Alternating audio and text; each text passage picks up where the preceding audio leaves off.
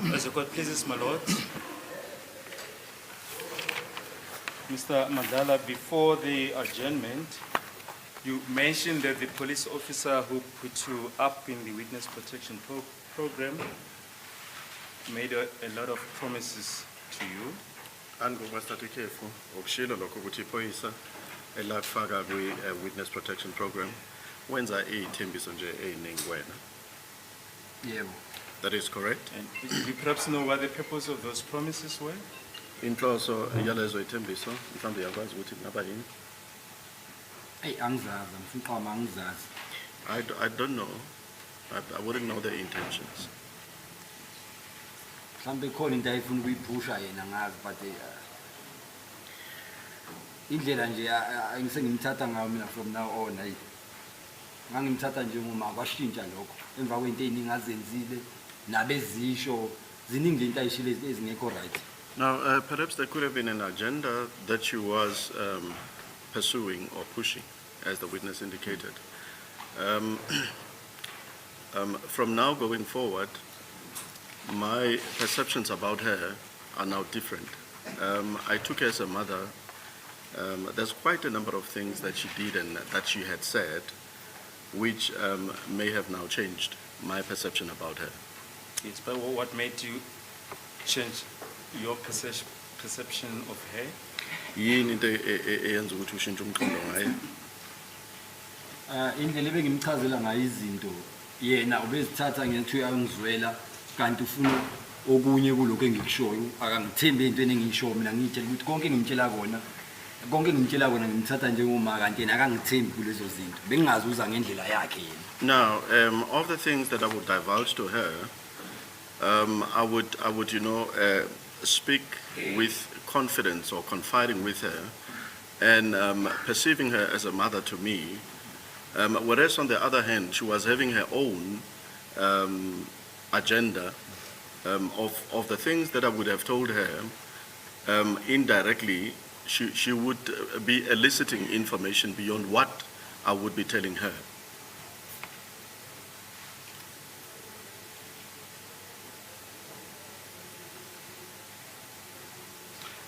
Do you perhaps know what this agenda is?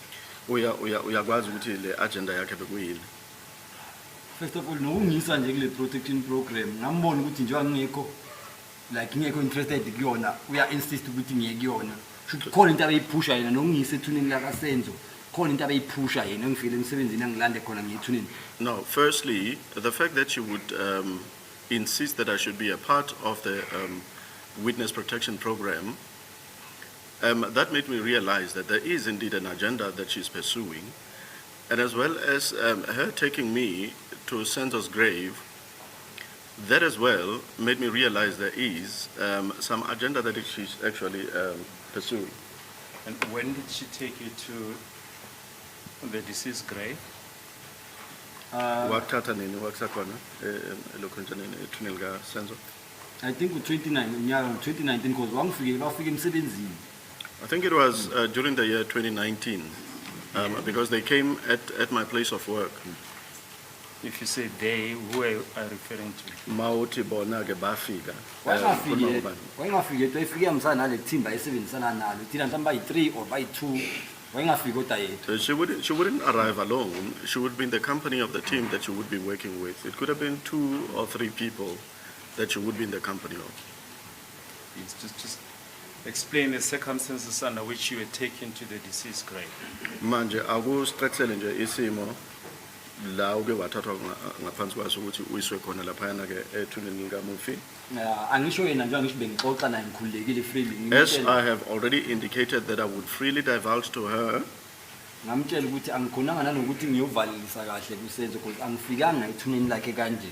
And I even told her that I couldn't have a time or a quality time through which I was then I would be able to say a proper goodbye to Senzo at the grave because it was so crowded there, the graveyard. So yena ungisa kwakhe lapho shuthi wayinale idea ukuthi mina ngiyokhuluma enye into hayi le engihleze ngiyikhuluma kuyi. When she took me there, perhaps she was under the impression that there is something different that I was going to say other than what I had always been saying to her. Because even now i-statement saying as that before, bumbona ukuthi ufuna ngishintshe le statement indlela ayenza ngayo. Even pertinent to the statements that I had furnished before or previously, you could see that, or one could see that she actually had a wish for me to change the content of those statements. Change them to what effect? Ushintshe kanjani kuze kwenzakaleni okanye kuvelele ini mhlawumbe. Njengalento ukuthi nje endlini akungenanga muntu. Akaze ngishintshe leso statement. Now, for an example, this point that inside of the house, there's nobody that actually got into the house. That point, I did not change it. And mina iyangixaka leyo nto. Yazi ngivele ngiphela amandla because lapha endlini ayekho umuntu owumngani wami noma ngathi owayekhona ngaphandle kwasenzo mhlawumbe ngaba nomjoko. So angazi ukuthi ngaprotect umuntu from lento ngoba ngizogainani mina. Now, this confuses me and it leaves me hopeless. Right there inside of the house, I cannot say that there was another person which I would say that that person was actually my friend. Safe to say that the person that I knew there was Senzo, and Togo. So I didn't try to protect any person, but the impression that is, or the picture that is being depicted here, it is as though I was protecting somebody there. So yena bekafuna ukuthi ngibe nestatement sokuthi anginanga umuntu endlini. Afuna ukuthi ngichaze ukuthi ngisho ukuthi yaya nginanga umuntu endlini. She actually wanted for me to say that there was nobody that got into the house. She wanted me to make part, for me to make the part of the statement that there was nobody that got into the house. And angisiboni isidingo sokuthi ize ngiqamba amanga ngaleyo nto. I don't even see a need for me to lie about that. Angisiboni isidingo sokuthi ize ngiqamba amanga ngaleyo nto. Ngithi endlini anginanga umuntu kungena abantu. No, I don't even see a need. Why would I lie about that and say that there was nobody that got into the house when knowing very well that there were people out there that got into the house? And furthermore, it was my first time going to that house. My very first time. So nje ziningi lo mama izinto azenzile. Ziningi izinto azenzile nje ezingekho right. There's so many things that she did crookedly. But ngiluthekile mina because ngazi ukuthi uma ngimthatha njengoma ngalutheka ngimtshela everything but angaze ngishintshe statement yami kuyena. Well, I was then deceived or led to believe that she was a mother because I took her as a mother.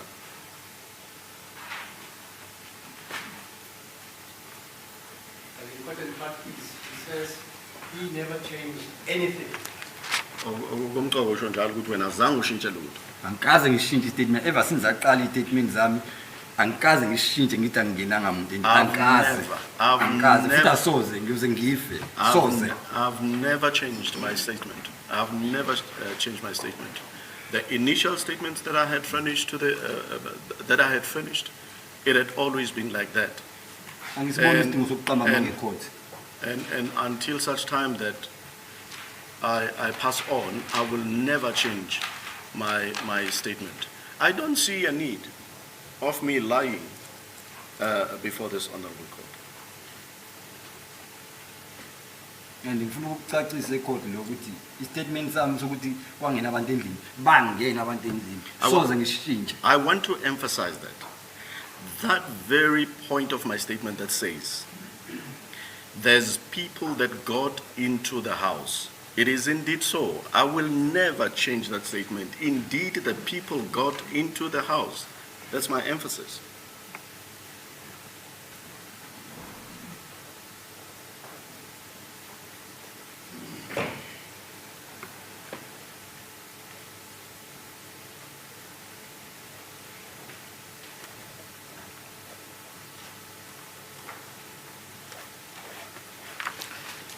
Right. Mr. Madlala, just a couple of aspects. On the day of the incident, the 26th of October, 2014, you mentioned that alcoholic drinks were bought. Did you partake of any of those Ushi. alcoholic drinks? Ushilo ukuthi nge-26 October 2014 kukhona-ke utshwala obathengwa ngabe uke wathatha iqhaza khona laphana ephuzeni mhlawumbe lobo tshwala. Yeah. Yeah, in fact umuntu wayesendlini wonke ngaphandle kwamakakheli nengane bekaphuza. Yes, I partook in that liquor, and in fact, every occupant of the house, except for Kelly's mother and as well as the children, they partook in that alcohol. What were you drinking, and if so, how many did you drink? Ubuphuza ini nokuthi uphuze kangakanani, beniphuza-ke utshwala bunjani, obungakanani. Mina bengiphuzeni Ken noSenzo. Myself and Senzo were drinking Heineken. Engakanani? Kwakwama-cans nje eneken. Shoot mina mhlawumbe ngase ngithathe 3 mangicabanga. There were Heineken cans. I should estimate that I had already taken 3 of those cans.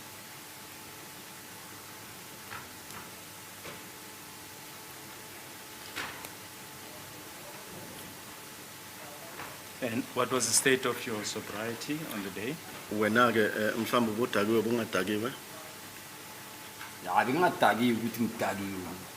Ngeke ngidakwa amakana amathathu. I wasn't completely drunk. I wouldn't say so.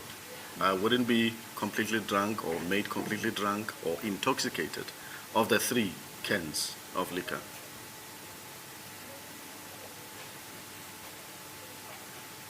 Because nalo leli sithatha I don't think laseliphelile. Even the 3rd can, I don't think it was finished. It was completely consumed.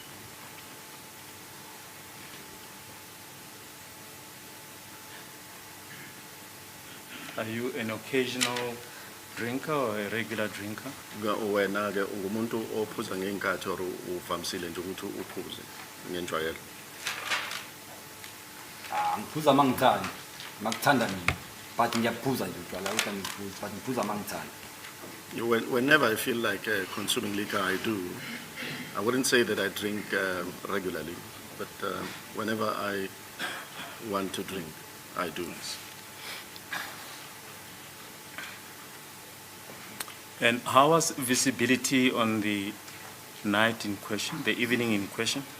Ngalobo busuku mhlawumbe ukukhanya bekunjani ukukhanya okwenza ukuthi kubonakale okanye kungabonakali bekunjani? Bekukhanya. It was lit. It was lit. What was the source of light? Yini into eyenza ukuthi kukhanye lapho?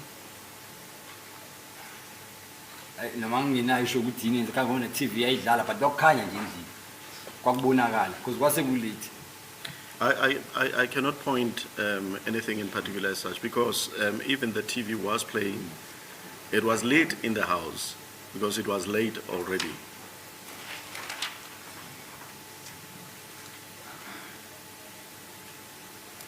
Because if bekumnyama bengeke ngibone umuntu ongenile ukuthi nangu umuntu emla. Bengikwazi ukubona ukuthi ife kumnyama. Now, if it was dark in the house, I wouldn't be able to see that there's a person that has just gotten into the house. I wouldn't be able to say there is a person standing over there.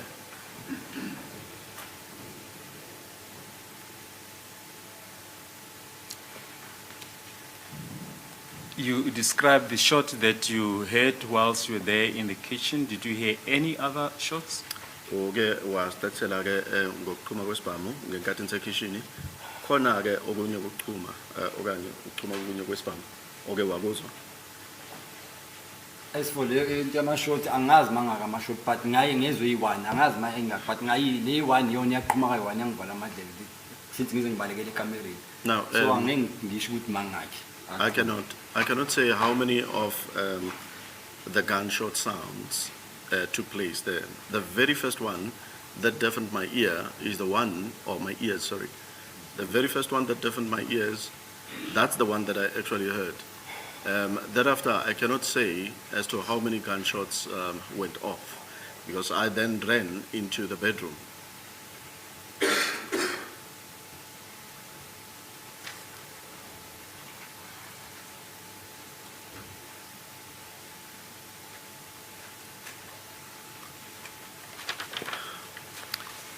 And when you left the bedroom, did you see where the other persons were? Well, I'm sorry, when you left the kitchen, did you see where the other persons were? Mawusuka ke ngasekitchen uye wabona ke abanye abantu bona bebekuphi? Eyi angizange ngibone ukuthi ubaba because ngabale ngayikamereni. I did not see the respective positions of people that were inside of the house because I fled into the bedroom. Ukuthi babale abangena kuphi angeke ngikwazi ukusho ukuthi benze njani because ngabale ngabashiya like ngawungena ekamereni. As to whether they fled and they went where, I cannot also say because I ran and got myself into the bedroom. I left them there when I ran into the bedroom.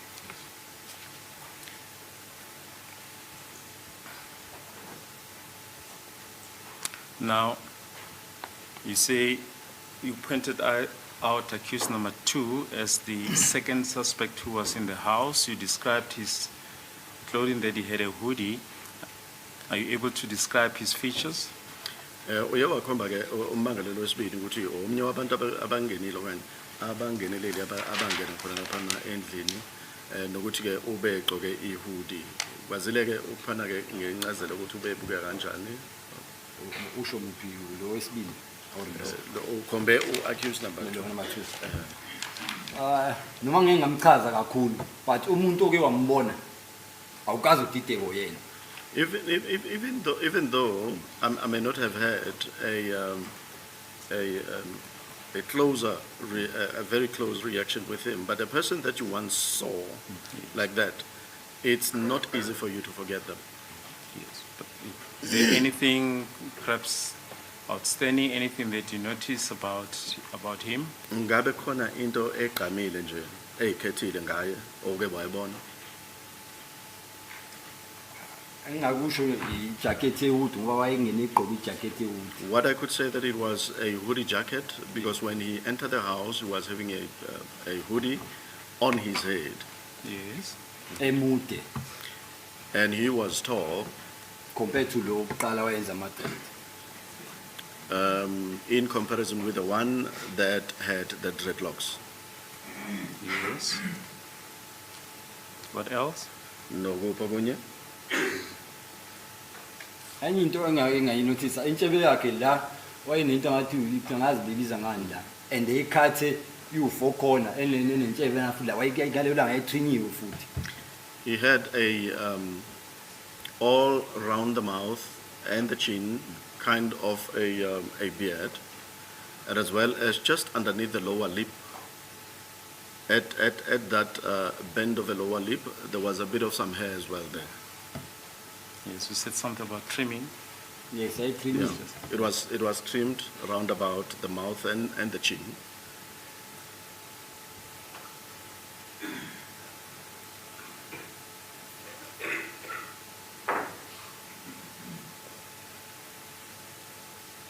Yes. Anything else? Khona okunye mhlawumbe ukukhumbulayo? No.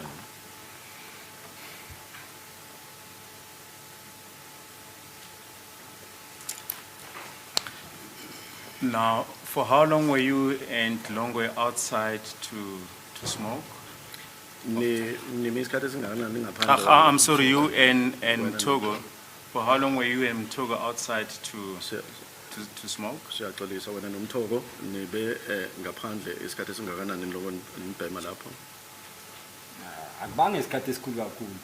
Akubanga isikhathi esikhulu kakhulu. It wasn't a long time. Hamba ma 10 minutes. Perhaps about 10 Akubanga isikhathi minutes. eside kakhulu. It wasn't a very long time. It wasn't a very long time outside. Nanokuthi masibuya ngasangena sasesima ngaphandle futhi. Phambi konyango wasekitchen. Futhi masibuya. Masibuya ngithi saphe mina ngaphandle kwebe fence. So masibuya sabuya sama lapha ngasekitchen. The jo senzo azoma lapha mwe saxoxa lapho. And further that, upon our return into the yard, we did not go inside of the house. We went and stood just closer to the kitchen door where Senzo also appeared and he stood by the door, by the kitchen door. And in the total time that you spent outside before re-entering the house, so how long would you say it was more or less? Mungasibekisela nje mhlawumbe. Mhlawumbe senze ukuthi nathathi isikhathi esingakanani ngaphandle. Nibhema senimile lapha yana usenze senyango sonke lesikhathi. Kodwa nala manga isikhathi nje mangathiwa mhlawumbe boma 20 minutes or so Sesonke. sesixoxa nasaxoxa la ngaphandle kwesimela mhlawumbe boma 20 minutes ekuhlangene isikhathi until qamuke lethi sesiyahamba yini. That could be about 20 minutes at total, from smoking outside and also standing next to the kitchen door there until such time that Kelly also appeared and said that we're now leaving. I'll estimate about 20 minutes. And how long after having re-entered the house did the two persons enter into the house? Mase seningenile The ke two intruders. seningene endlini kwathatha isikhathi esingakanani ukuthi kungene ke labangenelele about two. Akubanga isikhathi eside kakhulu. That as well was not a very long Because time. yenzekile nje was something to 9 It was from 1:30 kuyale mangineshow kahle from 1:30 kuyale to 9 kodwa. Yeah, that as well did not take a very long time. This happened from 8:30 towards 9 o'clock or going up.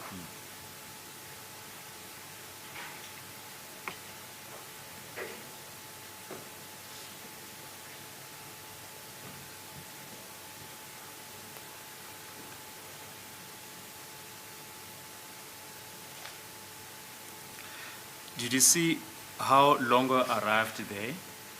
Uye wabona ukuthi uLongwe wafika kanjani okanye ngani? Angimazi lo wafika kanjani. Angibanga nasikhathi ukuthi sasingakhuluma ukukhuluma naye. I don't know how he got there, because we didn't even have time to talk, myself and him. But when you went outside to smoke, were there any cars outside? Mawuphuma ke okanye maniphuma ke niyobhema ngaphandle ngabe kwakhona ke imoto ngaphandle? Yeah, bekhona ipolo elisemva kwemoto yasenzo eli-red. There was a red Polo which was parked behind Senzo's vehicle. On the premises or outside the premises? Ngaphakathi. Ngaphakathi. Inside of the premises.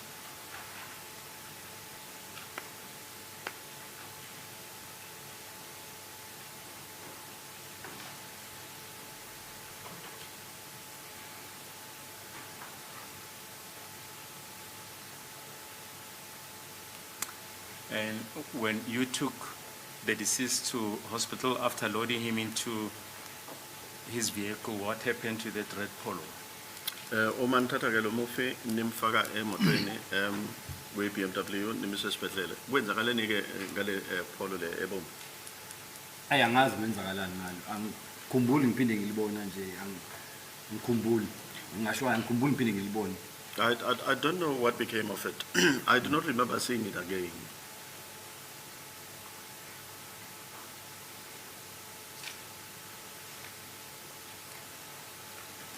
Now, you say the deceased's head was resting on you as you were taking him to the hospital.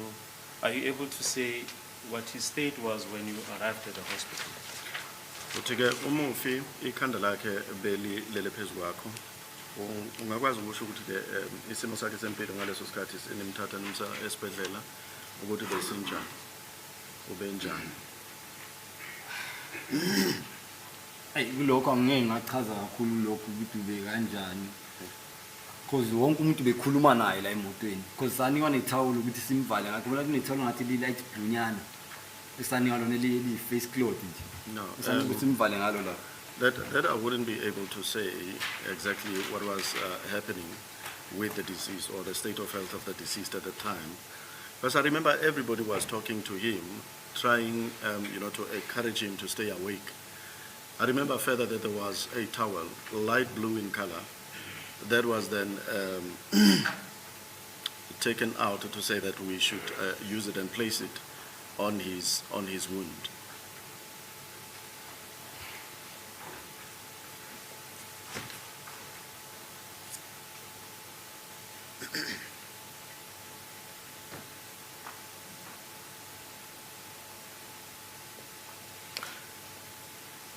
Now, after the incident, when you eventually went to Melbourne to sleep there, was there any discussion with other persons regarding the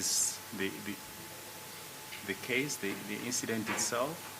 Manje ke emva kokuthi lesigameko sehlakale okanye senzeke emva kwalokho kwaba ukuthi seniya eMalberton niya khona ke uma nifika khona eMalberton seniyaxoxa ngabe khona okanye kuye kwaba nesikhathi la nifike naxoxa khona seniyatshelana ke ukuthi isigameko kwenzakalani ngabe sesaba khona lesi sikhathi esinjalo.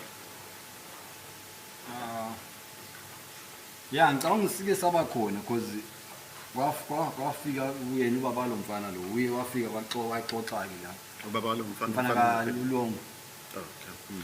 Yes, I think there was a stage where there was some reflection of the incident, and because I remember that Longo's father arrived, and this matter was then reflected upon in terms of conversations there. Yes, what was discussed? Kwakhulunywa kwathini? I think into yaqala fika wabuza ngami kuyena uGesh bamchazela ukuthi umngane kaSenzo Tumelo. I think the first thing that he actually inquired about was myself. And then Kelly and them informed him that this is Senzo's friend, Tumelo. Then abunye ile nto ukuthi ambuza ukuthi akafuni ukuthi aye eholding uKelly ahambe. So I think kwaba ingane ke problem. Now the other thing that he wanted to establish, and I'm referring to Chico himself, that to Kelly, he said that wouldn't you want to go on a holiday? And I remember during that time she had a child, so she couldn't accept that offer.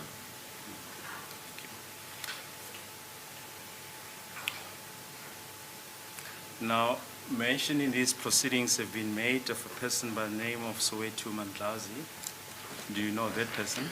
Kukhona lelo gama ke Soweto Madlala. Uyamazi lo muntu lo? Yeah, ngiyamazi. Yes, I know him. Yes. I know Soweto Madlala. Can you explain to the court how you know him? Ungacela inkantolo ukuthi umazi kanjani lo Soweto Madlala? Ngimazi ngoSifiso Meyiwa. I know him through Sifiso Meyiwa. Yes, and you've already said Sifiso Meyiwa was the deceased brother. Also kushilo lokho ke uthi uSifiso ongu mfoka bo mufyanisho. Yes. That's correct. Yes. Wafika naye ekhaya ne sahlala nabedani saxoxa ke Amaka wafika enaye. wafika noSifiso ekhaya yes. Ubani? uSoweto lo Madlala. Okay. Soweto Madlala came with Sifiso at home.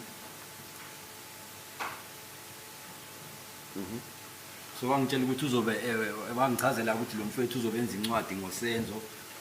And then told me that this a particular brother of mine is going to be authoring or doing an autobiography pertaining Senzo. So wacela ukuthi ke ngimsize ke because mina bengiclose noSenzo.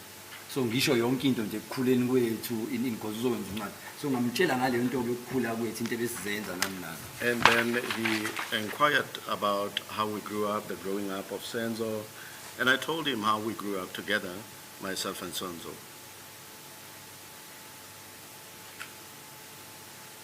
Yes. Ngokuhamba kwesikhathi ukuthi angazi kahle ukuthi because lesikhathi saSoweto saqondana nalesikhathi sakaButhelezi. So Now, I don't know exactly about how things happened there, because this Soweto's time or interaction coincided with that of Buthelezi. because beku 2019 nangaleso sikhathi befika kumina. Because it was 2019 even at the time that they came to me.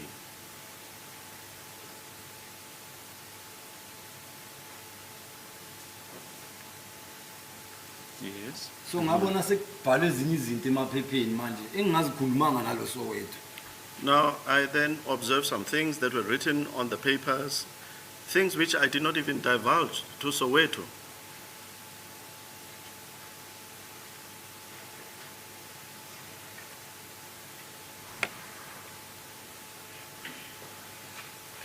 Yes. Then mangibona lezo zinto ne.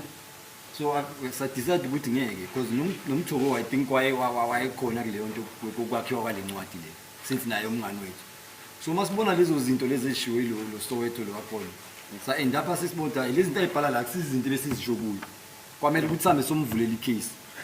Now, when we realized that there are things that were written there, things which we did not furnish this Soweto man, because I think even Togo as well agreed with me. He could see that there were certain things that were put in that material that he had authored, and which we disagreed with. And we then decided that we should then go and lay a charge against him, because these are things that we never said to him.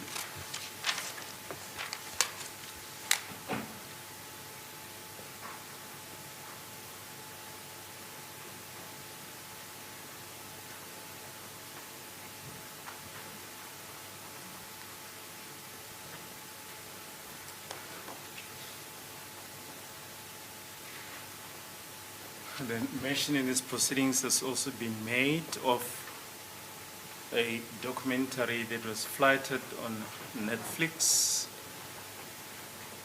that was produced by 1010 Films. Do you know anything about it? Yes. Ngabe khona ukwaziyo ngalokho with Netflix documentary 1010 Films. Yes, khona ngikwazi. Before Yes. lapho ngesiqale kuyena lo Soweto. Angimazi ukuthi incwadi wayenzela ukuthi ithengiswe just because of imali or wayenzela cause abantu bayithenga manje ibhalwe into engekho yonke le ncwadi. Now, before we get to Banking that, I don't know what was this Soweto's intentions pertaining the authoring of that book. Whether did he author that book so that it can be bought, or was he intending to generate some sales on that book that he had generated? Ngoba uthi kwenzakalani? Azikho izinto ezibhalwe kule ncwadi ezake zashiwa yimi ezikuyona le ncwadi. Because there's nothing that is inside, or the content of that book has got nothing to do with what I had told him.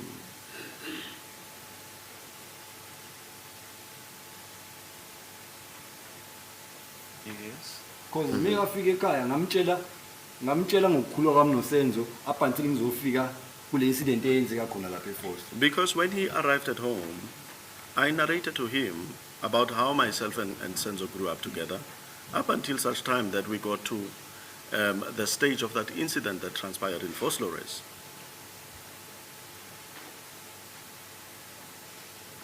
Yes. So ngaxakeka mase kuthiwa there were no intruders ngathula ngathi ayibo. I got confused when it was now said that there were no intruders. I got confused.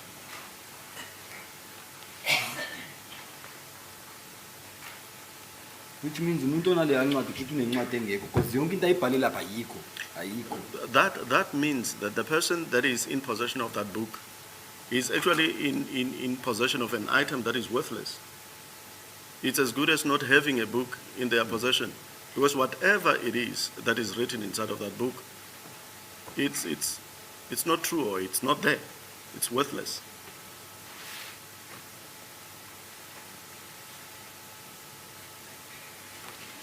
Yes. Can you then tell the court about the Netflix documentary? Ungatshela inkantolo ke nge-Netflix, i-documentary le ye-Netflix. Yeah, i-documentary ngayenza. I did a documentary. Nayo ngiyenza ngoba kufike uSifiso ekhaya Sifiso manje kwaphinde kwafika uSiya lo akubukazini wakhe. Bengicela ukuthi ngenze le documentary. And what actually motivated me or compelled me to do it is the fact that since Sifiso came together with Sia, the cousin, they came and tried to beseech me to do that documentary or become a part of that documentary. And abafikanga ngosuku olulodwa. And they did not all come on the same day. Waqale kwafika uSifiso kwase kufika uSiya. The first person that came was Sifiso, thereafter came Sia.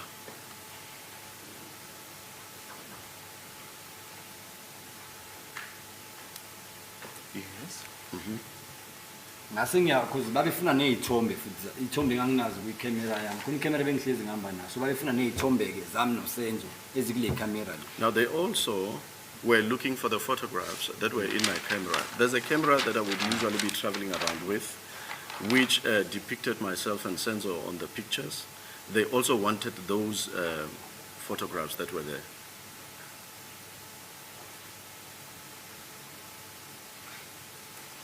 Yes. So after sengiyenzile sekufike bona-ke ngavuma ukuyenza lelo because babefika la bantu ukuqala ngaqale nganqaba kwaze bafika omunye ngagcina sengivumile-ke mina. Now, I eventually gave in to their request or to their pleadings. They kept on coming, so but they persuaded me. Eventually, I gave in to it. Yes. Sagcina ngagcina ngiyenzile-ke i-documentary nalabantu base-1010 films. So ngabanika nale thombe-ke saba ne-agreement kuzona.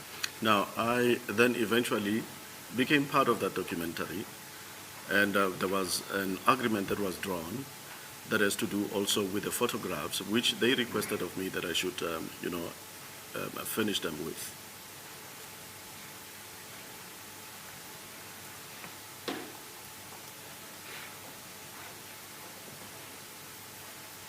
And the role that you played in the documentary, is it different from the evidence that you gave today?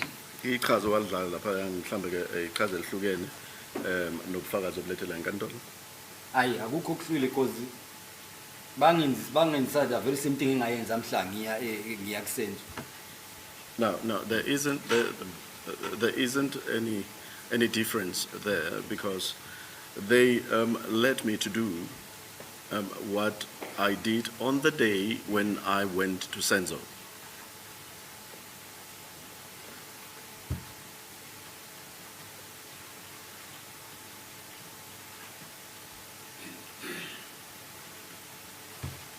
Now, finally, Mr. Madlala, have you ever attended an identity parade where the accused were present?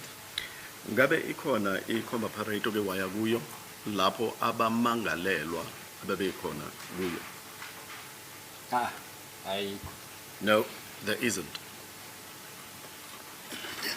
But when was the very first opportunity that you saw the accused? Ithuba lakho lokuqala lokuthi ubone abamangalelwa la enkantolo kwaba nini? Kwaba lenze kanini? Lenzeka ngifika la ecourt. The very first time that I saw the accused persons was here at court. It happened here at court. When was that? Bekunini? Noma ngasayikhumbula i-date but last time ngifika nje la ecourt because ngaba yimina i-witness yokuqala engangisendlini ngafika ngazotestify ngalelo langa-ke lelo. On that very day, because I was the first witness that had access to the house that came to testify before this honorable court. And I cannot remember the date though. But it was on that day. Now, you've already pointed out accused number 2 as the second suspect who was in the house. What enabled you to recognize him as a person who was in the house?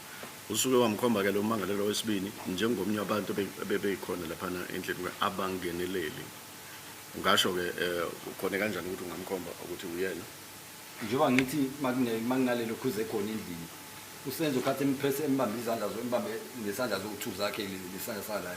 Ngasondela mina ngizoshaya kuyena.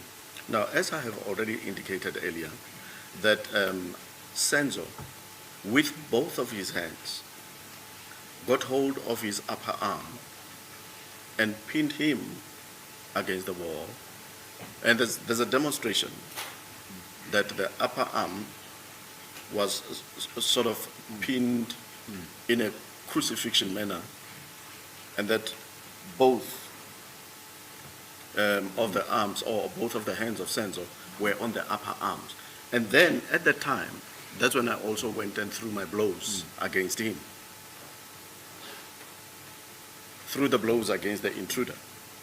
Nanokuthi ke umuntu makwambona kunzima ukuthi ungakwazi ukumbona masumbona kunzima ukuthi ungangambona umuntu makwambona before especially lesithi ngeke ungakwazi ukumbona. Now further, that if you once saw a person and you happen to see the person again, it would be difficult for you not to recognize this person when you see them the second time around.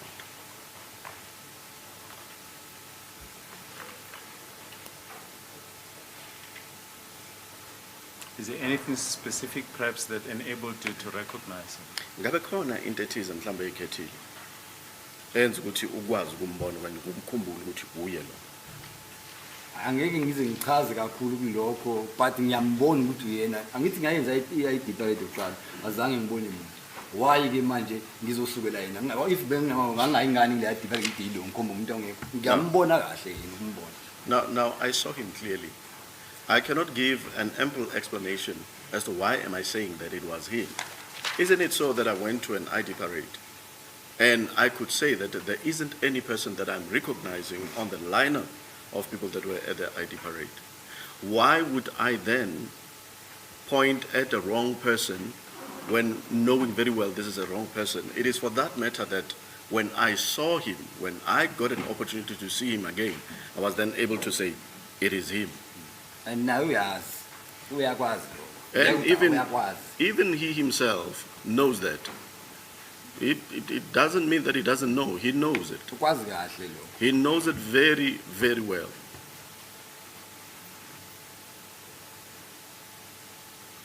What does he do? You say ukwazi kahle lo.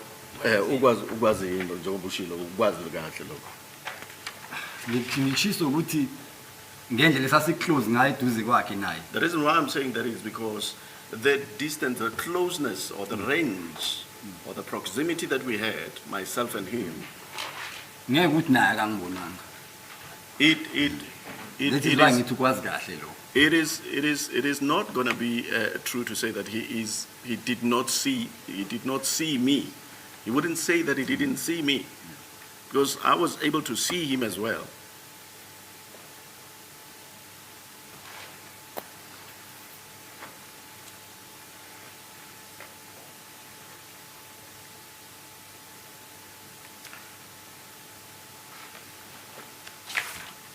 And this police officer that you mentioned, that you regarded as a mother, do you know if there was a second docket that was opened?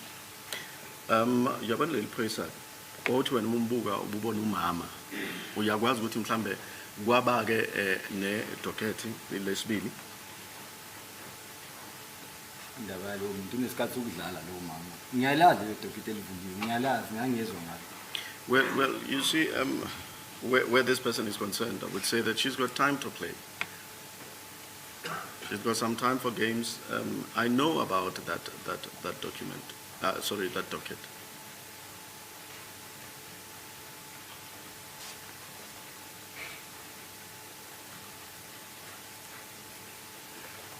Ngifuna ngasebenza lelo docket ave ngangijabule azochaza kahle yonke le nto elapha ukuthi uyenze kanjani. Angazi wena ufuna achaza ukuthi uyenze kanjani yonke le nto lapha kule docket. If work could be done on that docket, I'd really be happy for her to come and explain how did it come about that she compiled that docket. Really, I can't wait to have her explain how did it come about that she put that contents of the docket the way that she did.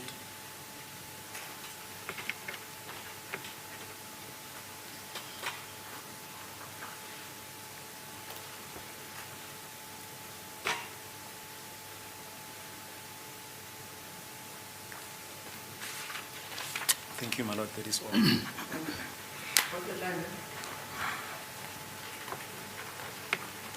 It's 10 to 3. It's 10 to 3, my lord. Can you start now? I think Tumelo can start tomorrow. I think maybe this is science.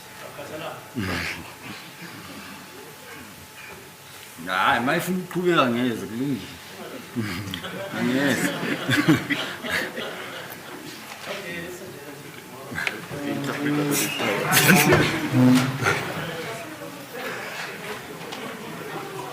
Okay, Yeah.